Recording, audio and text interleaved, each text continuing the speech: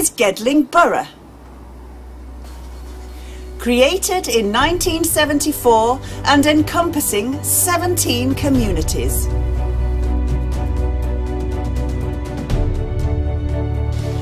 Hello, I'm Mandy Buckley. We're looking at the past and seeing how the present day brings the past alive. The area goes back a long way. The Domesday Book, the great survey of taxable property made by William the Conqueror, records 11 places in this borough, from Arnold to Woodborough. And you know, vital roles in our story have been played by such people as a country parson, an artist, a poet, a couple of kings, and a world-famous engineer, all born around here. Well, apart from the kings. For a start, I probably wouldn't be wearing these.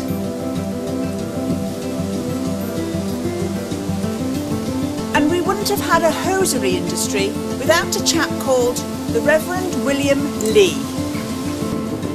who was the parson here at the parish church in Calverton in the 1580s. Young William realised that knitting socks was a long and hard job for his wife, and being an inventive sort of fellow, he had the idea that a machine could make the same movements as the needles. The result was this, the framework knitting machine. He and his brother James set up in London to promote the machine.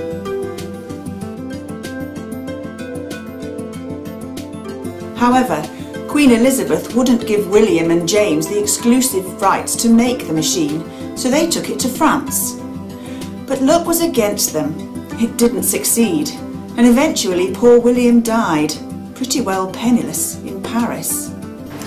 The framework knitter worked well and enabled James to come back to London, where he successfully established the hosiery industry.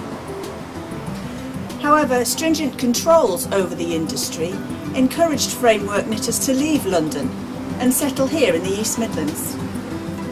Use of the machine gradually spread, and a couple of hundred years later there were hundreds, even thousands of them clattering away in local villages. You can still see some of the cottages where the so-called stockingers lived and worked their machines. Several here in Calverton, this is now a folk museum, also in Woodborough, Carlton, Arnold and Linby. But Calverton hasn't forgotten William. The utility annex in his church and the arch over the door made of stones from Norman times and this lovely window are dedicated to the memory of the Reverend William Lee and his framework knitting machine. And the industry continued to grow. This was Solly & Co. in Arnold in the 1920s. And there's an amazing sequel. A couple of hundred years after he'd invented it, somebody discovered that William's machine that made these could also make this. Until the late 1700s, silk lace had always been woven by hand. But then they found that the framework knitting machine could produce a sort of lace, and the Nottingham industry took off. Even then, with the lace and knitting industry thriving, it wasn't plain sailing. In 1811, workers in Arnold protested against new and much larger machines, taking the skilled workers' livelihood away and at the same time reducing the quality of the garments. This movement, called the Luddites, spread all over the country, people smashing up machines and burning down factories right, left and centre.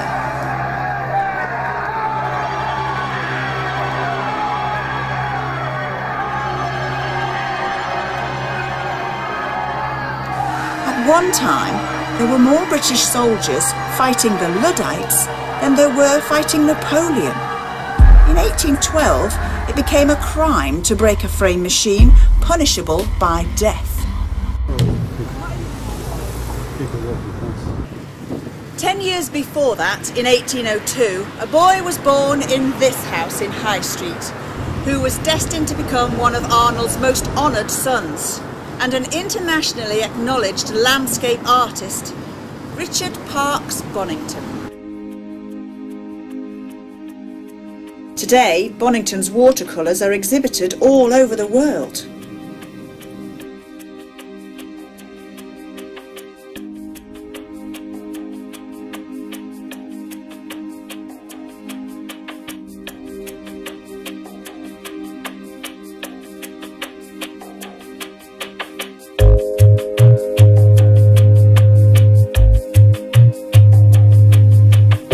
And there are many more. Richard Parkes Bonington is well remembered in Arnold. The town's old theatre was named in his honour. And so was this newer building that replaced it, where there's a weekly programme of shows and films. There's a bust of him here in the bar. He looks really young. His house in High Street is a listed building, and Arnold School and 2 roads are named after him.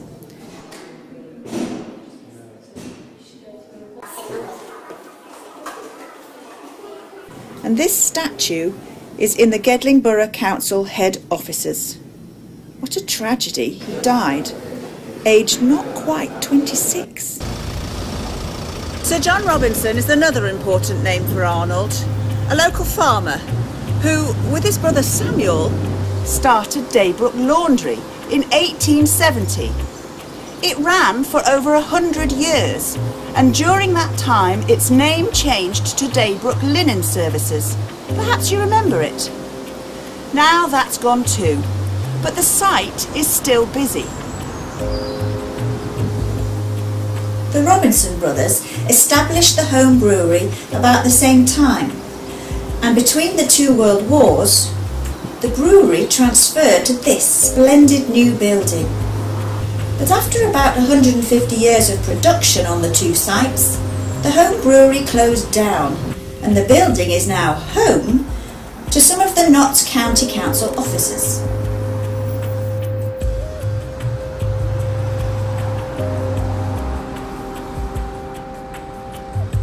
The third Robinson project, and one that you can still see, are these almshouses on Mansfield Road in Arnold. Built in 1899, a place where some of their retired employees could live. So thank you, John and Sam Robinson. Staying in Arnold, this is St Mary's. And one of the interesting things here is the Easter Sepulchre.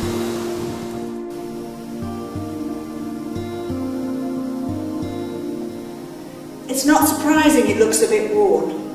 It was created at the same time as the original church, way back in the 1400s. It's where the communion bread and wine were kept in the holy days leading up to Easter.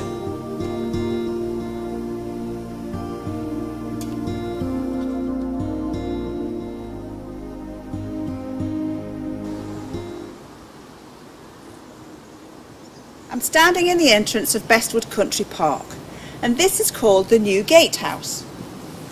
Well, it was new once.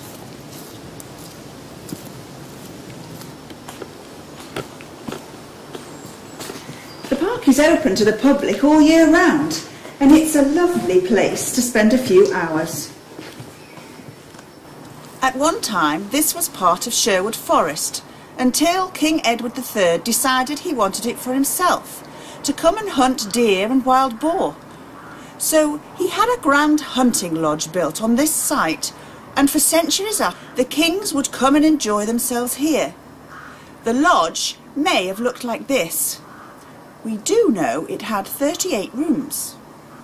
There's a story that Charles II was staying in the lodge. He teased his lady friend Nell Gwynn for sleeping in and missing the hunting. He told Nell he'd give her all the land she could ride round before breakfast, not expecting her to do it, and was amazed one morning to find her sitting there all bright-eyed and bushy-tailed. She'd ridden out early in the morning and dropped handkerchiefs to mark her route. So Charles gave Nell the area, which became known as Bestwood Park, and was inherited by their illegitimate son, who was made the first Duke of St Albans. It was the 10th Duke who had the old lodge replaced in Victorian times with this lovely building. Today it's a hotel.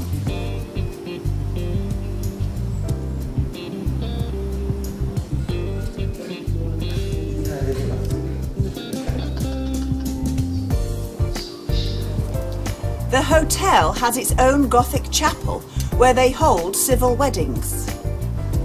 So what happened to Nell's Park? Coal mining, that's what happened. The first mine to be sunk within the present borough boundaries was here in Bestwood, and from there the village of Bestwood grew. Today, Bestwood Country Park, developed on the site of the old mine workings, is an area of 650 acres of richly varied landscape and wildlife. You can sometimes see deer, but I can't promise any wild boar. It's a green oasis, popular with walkers, runners, horse riders, cyclists and nature lovers.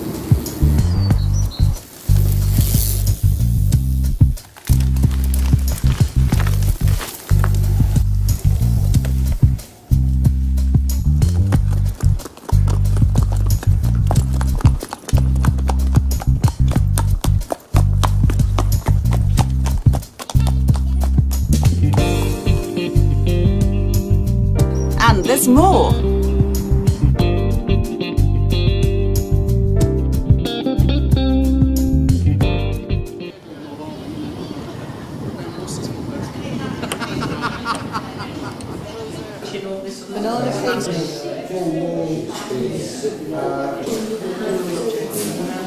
The engine house and the dynamo house are kept in working condition, and there are free tours at the weekend.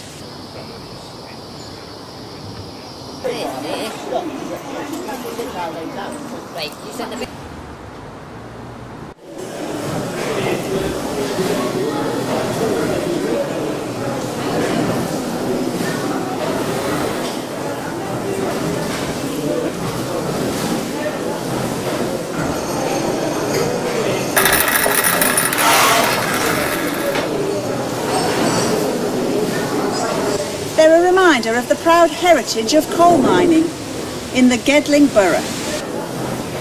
Bestwood was the first colliery to open, with Newstead, Gedling and Limby following, all near the end of the 1800s. And Calverton was a late entry just before the start of World War II. Gedling Colliery had a baker's shop that supplied bread and pies to hundreds of local people, and the canteen had a bar. Most of the 5 pits reached production levels of more than 1 million tonnes of coal in a year, supplying homes and industry and a string of coal-fired power stations growing up along the River Trent. And the cost in human lives? 300. And then came the closures.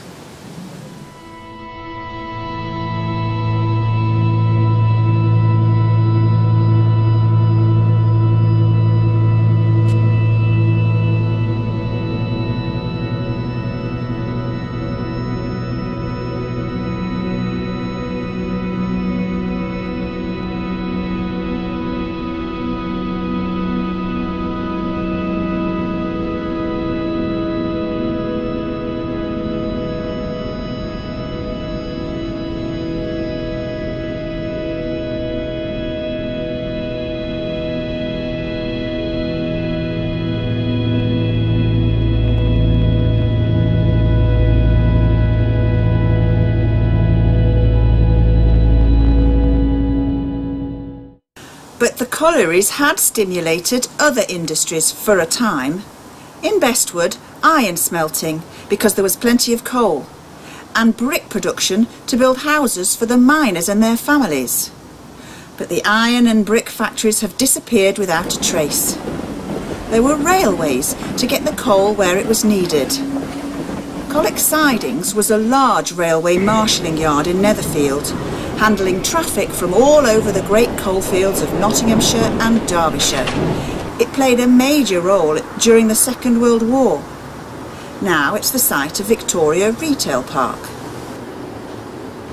Here's a different kind of park that's taken on a new lease of life. Gedling Country Park, where there were once slag heaps and scrubland, by a continuing project of landscaping, drainage and conservation, there is now a beautiful area of countryside.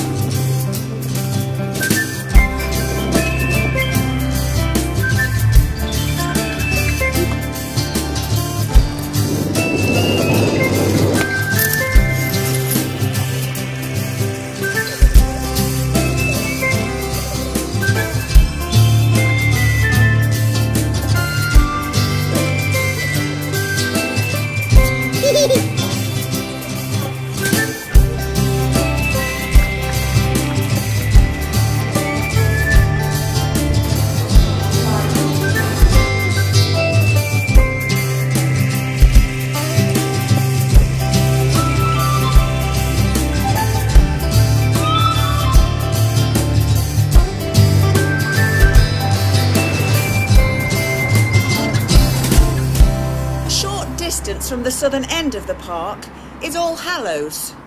It's the parish church of the town of Gedling. It's dated from the 1300s, and this glorious spire was added soon after.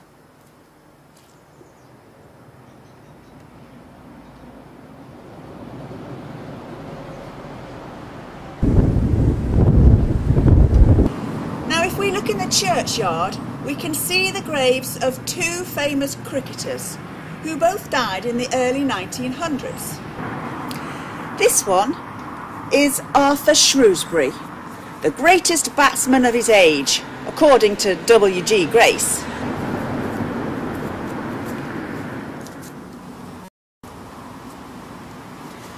And this is Alfred Shaw. His nickname was the Emperor of Bowlers, and as someone pointed out, the two graves are just a cricket pitch apart.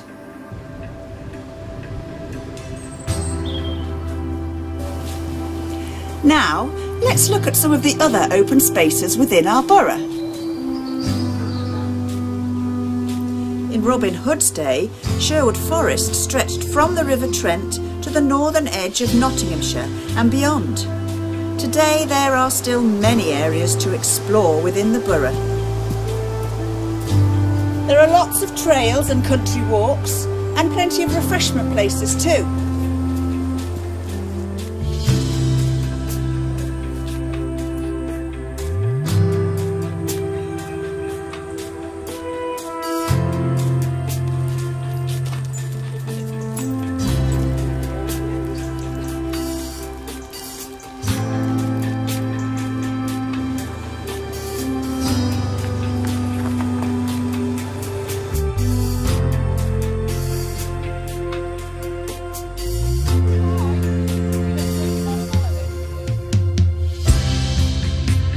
The River Trent forms part of the southern boundary of the borough, here near Stoke Bardolph. One of the Nottingham self-guided walks takes us along its banks, with delightful views across the water.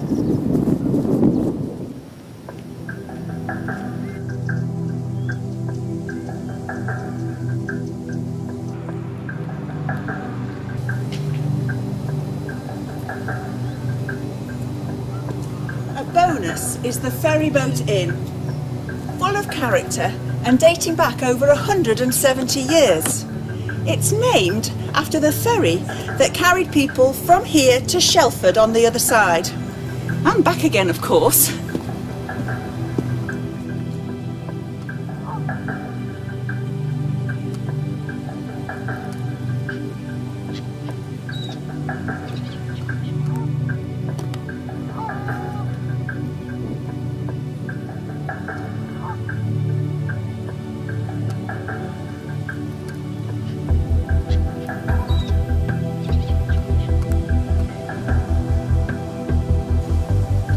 Further along are the Netherfield Lagoons. These attract lots of wildlife, especially migrant birds from Europe and Africa. Well worth seeing, whether you're a twitcher or not.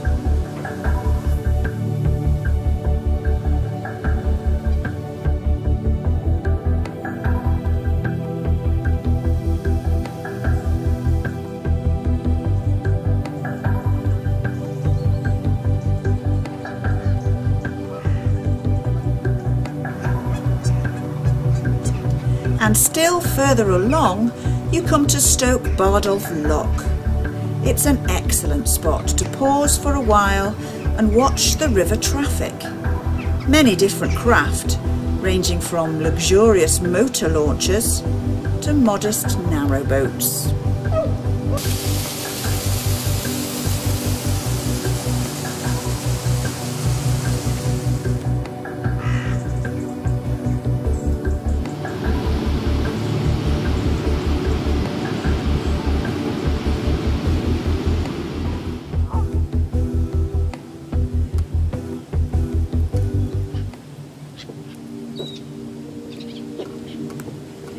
So, from open spaces to historic places, and one of the oldest buildings in the borough. Newstead Abbey was built as an Augustinian priory around the year 1170. Its most famous occupant was Lord George Byron in the early 1800s. He was a great British poet, also described by one of his many lovers as mad, bad and dangerous to know.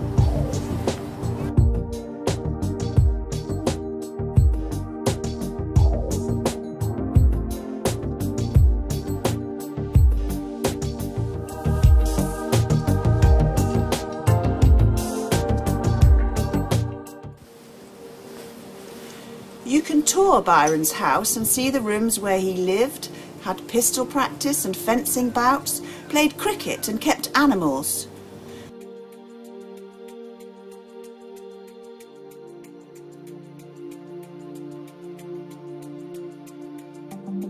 The lovely old chapel holds regular church services and Anglican weddings. Civil weddings take place in the orangery. When his dog Bosun died, Byron put up this monument to his favourite pet. Bosun became almost as famous as Byron.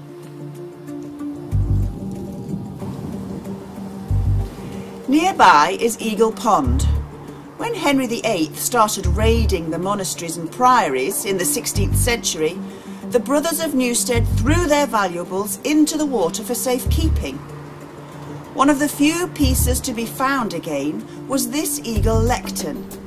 It ended up in South Wilminster, where you can see it now. And that is how Eagle Pond got its name. The grounds at Newstead Abbey are an attraction in themselves. There's a fern garden, a subtropical garden, a Spanish garden, a Japanese garden, a rose garden, a rockery, 2 lakes and a small waterfall.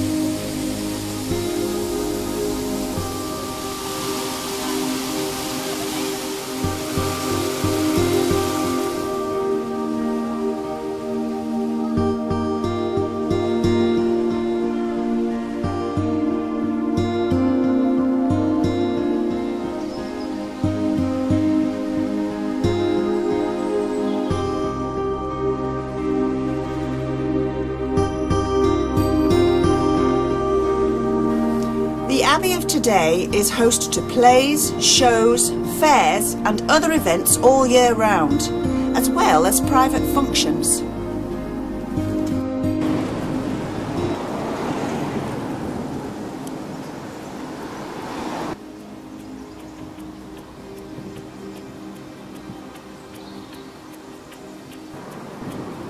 Limby is certainly a very historic place, and lovely too.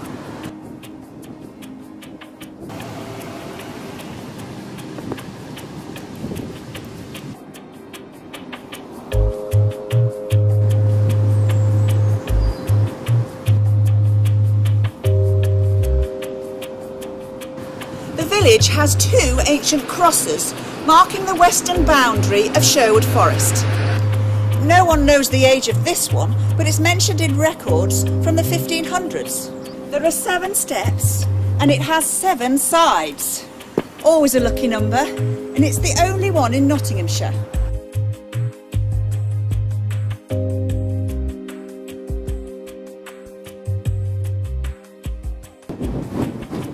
With the pub conveniently halfway between the two,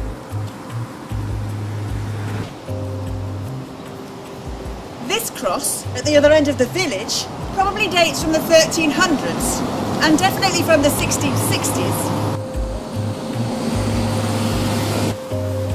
Running through the base is a tributary of the River Leen. Here's someone who knows a lot about Limby. Dr. Stephen Walker has made a special study of the local history. Stephen, what part has the River Leen played in the story of Limby? In the 18th century, the river was used to power cotton mills. There had been, in the medieval period, corn mills in various villages, but they only required small amounts of water. When the bigger mills were built, they required the powerful flow of the River Leen. And the most impressive is Castle Mill. Certainly is impressive. When was it built? It was built in 1782, so they could use Arkwright's machinery for spinning cotton. They rerouted the road and created a dam so that they could store more water. When the cotton mill closed, it was converted to grind corn. Nowadays, it's used as housing. There's no corn milling or cotton spinning in Limby now. What happened? James Robinson, who owned the mill, died in 1817 and his children sold the firm. Unfortunately, the owners closed it in 1828. We've come now to Limby Parish Church. Stephen, I believe there's a story about 43 boys who used to work here in the mill who were ill-treated and died young and are buried here in the churchyard. Yes, the Reverend Weddell, who was the vicar here at the turn of the 19th century, analysed the church records and found that there are 43 burials which are said to be a London boy at the mills. But they didn't all die young. The eldest of them was 23. So I think the fact that they came from London was the important part, and they had been sent here to work in the mills. Well, thank you for that. It's certainly easy to imagine those 43 graves here under the surface.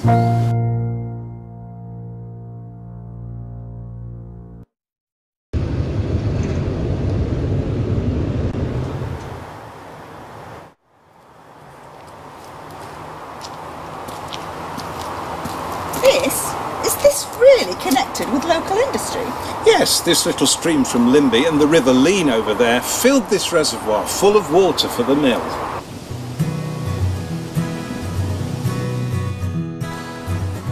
In addition to this reservoir, there were other ponds and water channels down the valley.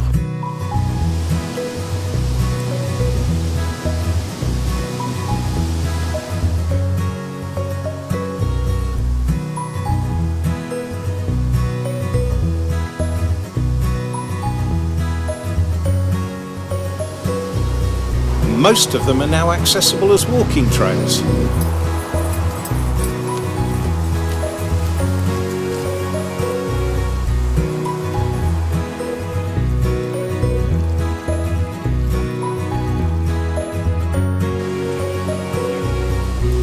And the system also stretched down the valley to Bestwood, the area now known as the Bestwood Mill Lakes.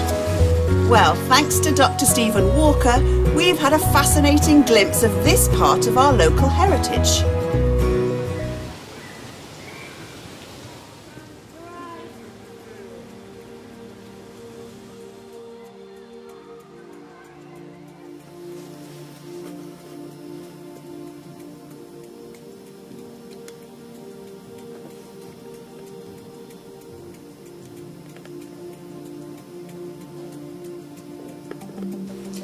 This is St Swithin's, Woodborough. It's a lovely old building. It was rebuilt and enlarged as long ago as 1356. Parts of this east window are from that period. The font here is even older, a remnant of the previous church on this site. Apart from the top, that is newer. There are legends that St Swithin, the Bishop of Winchester around the year 850, was born or lived in Woodborough, though no one has been able to prove it. But that didn't stop them dedicating the church to him. And the old superstition is still with us, that if it rains on his day, the 15th of July, it'll go on raining for 40 days.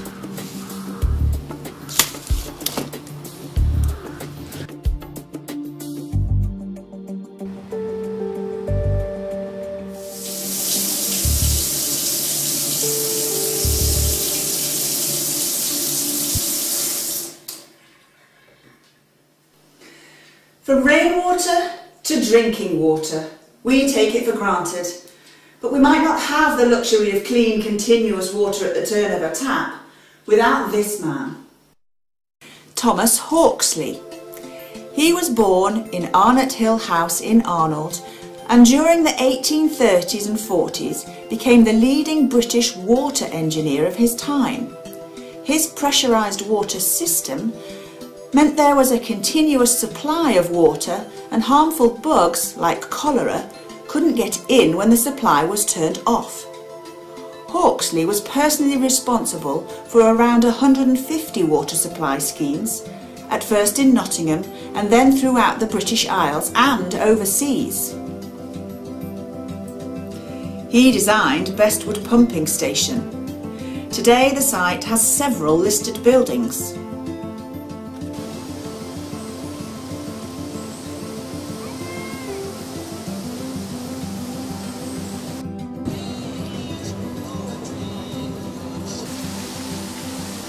This was followed by Papplewick Pumping Station, using Hawksley's pressure system and powered by 2 beam engines. These beam engines continued working until 1969, and the station closed 4 years later.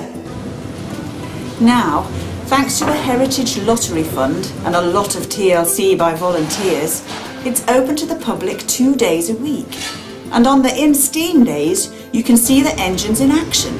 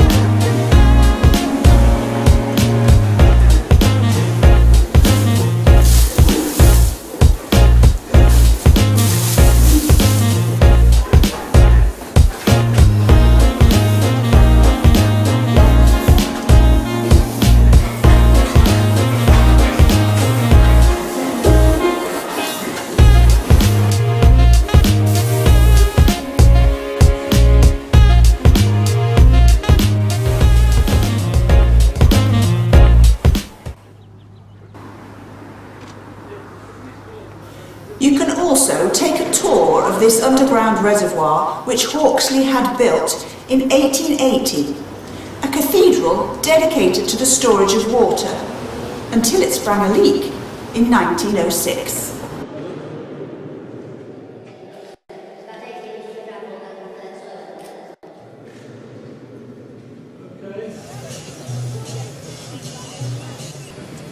There are fairs and other events too in the grounds throughout the year.